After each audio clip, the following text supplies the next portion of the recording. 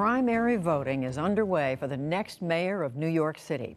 The winner of the general election this fall will be tasked with a long list of challenges: reviving the city's economy, tackling police reform, and curbing rising rates of violent crime. Hari Srinivasan reports on what New Yorkers want in their next mayor and how a new voting system could change the race. We will win this race. Filling the needs of more than 8 million people in America's largest city is not an easy job, but that hasn't stopped more than a dozen Democrats from running for it. I'm Ray McGuire, running for mayor. And as they campaign across the 5 boroughs, the hugs and handshakes, selfies with supporters is a sight almost unimaginable just a few months ago. You guys can take your masks off if you want. Though the state set off fireworks last week to celebrate the lifting of COVID restrictions, the next mayor will inherit a city deeply scarred. COVID-19 killed more than 33,000 people here. It shuttered thousands of small businesses. Violent crime is up, including shootings and homicides. The city has gone to hell under the current mayor. Maureen and Nick Marone don't like what they see. The crime rate has increased. I see the store owners, of course, with the pandemic going out of business. I feel like we need somebody who really understands New York here. Every time you turn on the news, there's killings, nothing but killings, or someone getting beaten up or someone getting shot.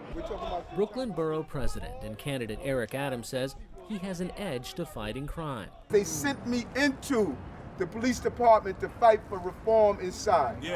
A former captain of the NYPD, Adams has stressed that safer streets require more officers, not less. The reason I can turn it around is because I understand the crevices and interdynamics of policing. They will run rings around all of them.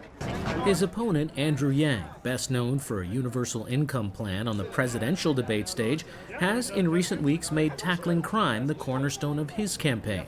Every New Yorker I talk to is deeply concerned about the fact that we don't feel safe on our streets, on our subways. We're going to need the police to turn this around. My first act as mayor will be to go to the police and say, we need you. Yang also points to the alarming rise in hate crimes against people of Asian descent, up more than 300% since last spring. You feel less safe now? Yes, definitely.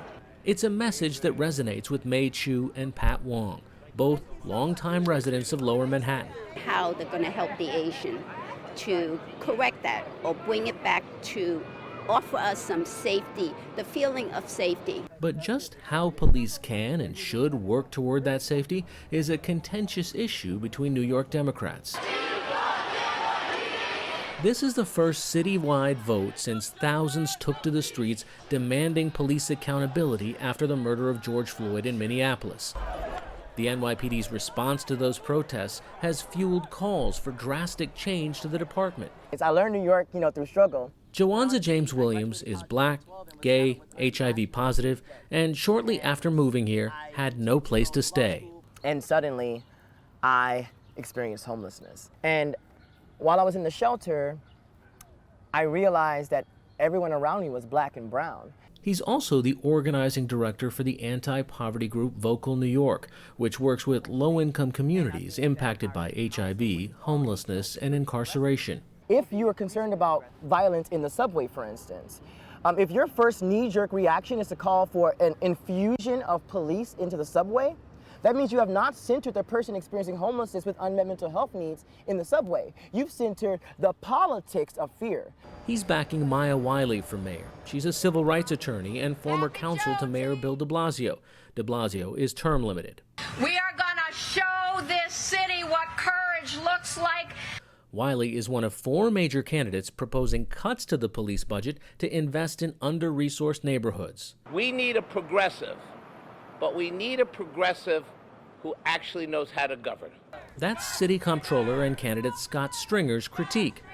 The city's budget totals almost $100 billion. Hi, I'm Catherine Garcia. I'm running for mayor. Making that money move and work is why Catherine Garcia, the city's former sanitation commissioner and COVID food czar, says she is best for the office. I am running for mayor, not because I want the title of mayor, but because I want to do the job.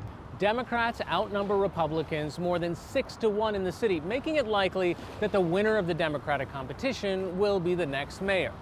That said, mayoral politics in this city is actually more moderate than many major U.S. cities, and it's been tough for progressive leaders to make it to the top of city government. It may very well be that the city is becoming more progressive. Bruce Berg is a political scientist at Fordham University who studied the city's politics for decades. The borough-based organizations, Democratic Party organizations, especially in the outer boroughs, have really kept the city much more moderate than many other urban areas. I do ask that you rank me number one, but rank 5 candidates in your order of preference. Progressives are hoping a new style of voting called ranked choice can pull the city further left. For the first time, voters have the option of selecting not just one candidate, but listing their top 5 picks. The only requirement that I'm having today is rank me one. Berg says it could be a game changer. What does ranked choice voting do to this election? Assuming it works and assuming the voters are engaged, it should result in a much more representative outcome where many more voters are involved in electing the candidate. It's a huge spotlight for ranked choice voting, and officials have pleaded for patience as they count the ballots, estimating it could take days or even weeks to determine who New Yorkers choose to lead a city putting the pandemic in the past and at a crossroads for its future. For the PBS NewsHour, I'm Hari Srinivasan in New York.